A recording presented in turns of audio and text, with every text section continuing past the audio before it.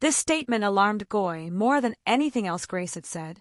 The implication that concern for her medical well-being constituted doubt, or negative influence, suggested a level of manipulation that Goy recognized as potentially dangerous. She began researching the sanctuary of the living mantle and prophetess Deborah more thoroughly, looking for information that might explain her growing unease. What Goy discovered in her research was initially reassuring.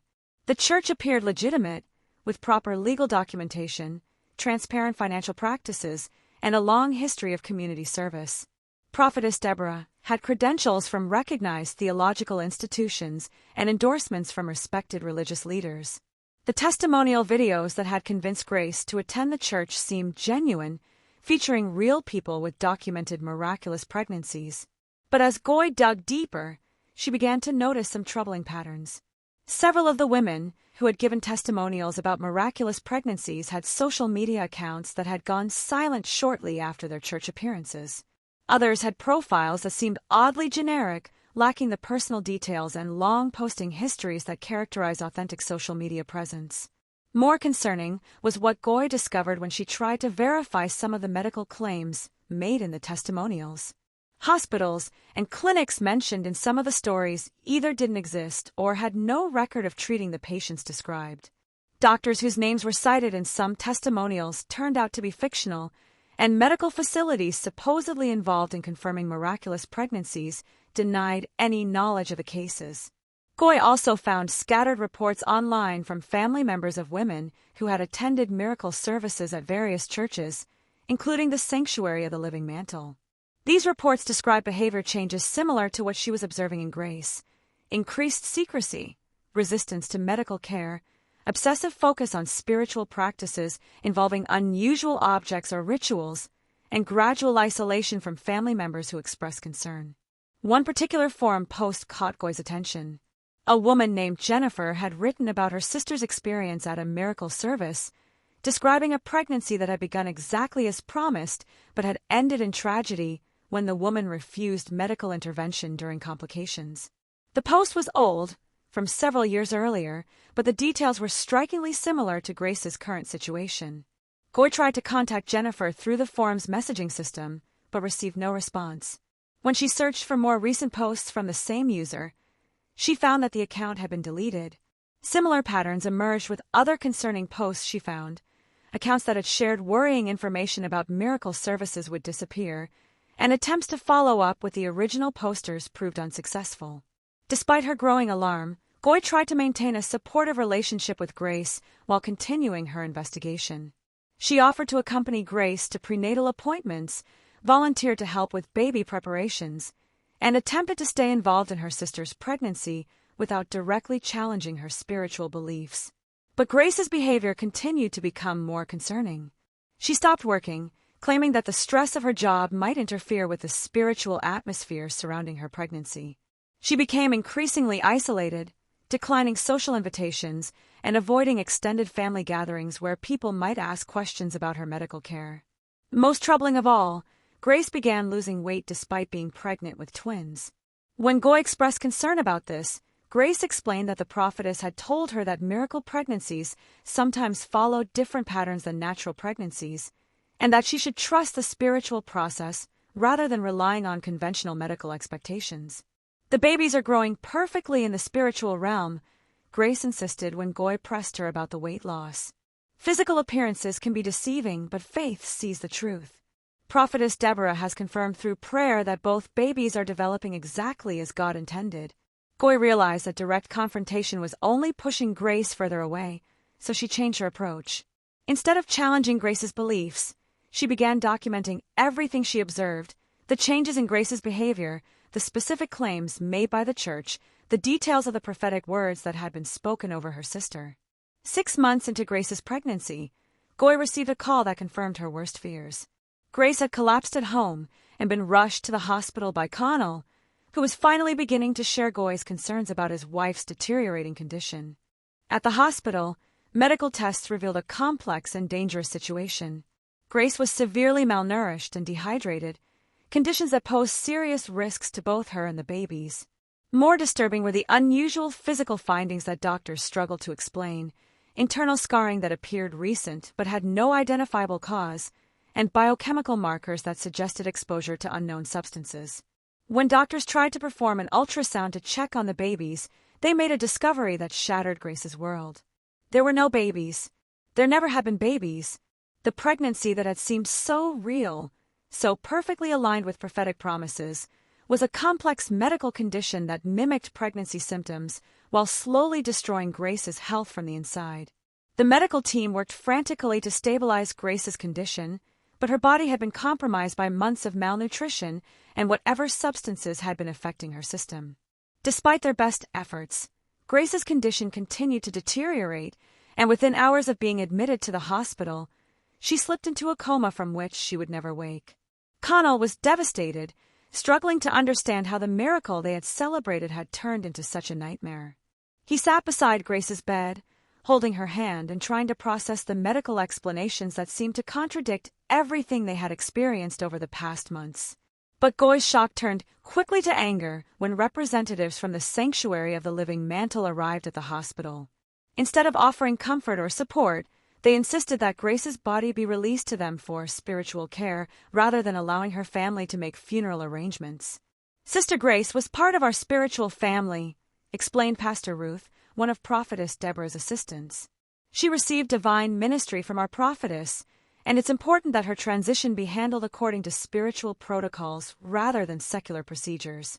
The church's claim on Grace's body was backed by legal documents that Grace had apparently signed during one of her visits to the sanctuary. These documents gave the church authority over her medical care and funeral arrangements in case of emergency, superseding even her husband's rights as next of kin. Goy was horrified to discover that Grace had signed away such fundamental rights without discussing it with her family.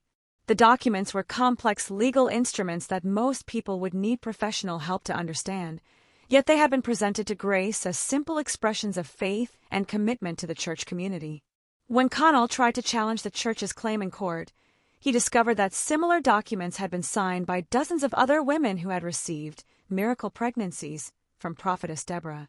Many of these women had experienced medical emergencies during their pregnancies, and several had died under circumstances that their families found suspicious. The legal battle over Grace's body became a media sensation, drawing attention to the Sanctuary of the Living Mantle and raising questions about the true nature of Prophetess Deborah's ministry. News organizations began investigating the church's practices, interviewing former members and examining financial records that revealed a pattern of exploitation targeting vulnerable women. Goy found herself at the center of this media storm, speaking publicly about her sister's experience and demanding a thorough investigation into the church's activities. She shared the documentation she had compiled during her own research, providing evidence that supported the growing suspicions about Prophetess Deborah's methods.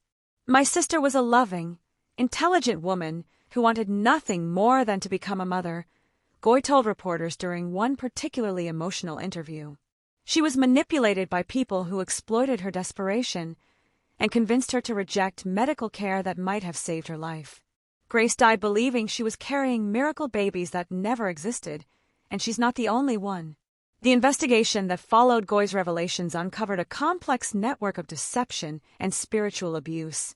Forensic analysis of the mirror Grace had used revealed traces of psychoactive compounds that could explain the vivid dreams and altered mental state she had experienced. Similar mirrors had been given to other women attending the church's miracle services, all containing the same mind-altering substances. More disturbing evidence emerged from the church's private records, which revealed detailed files on hundreds of women who had attended miracle services. These files contained personal information about each woman's medical history, financial situation, and psychological vulnerabilities, information that Prophetess Deborah had used to create convincing, prophetic revelations during prayer services. The truth about the Sanctuary of the Living Mantle was far darker than anyone had imagined.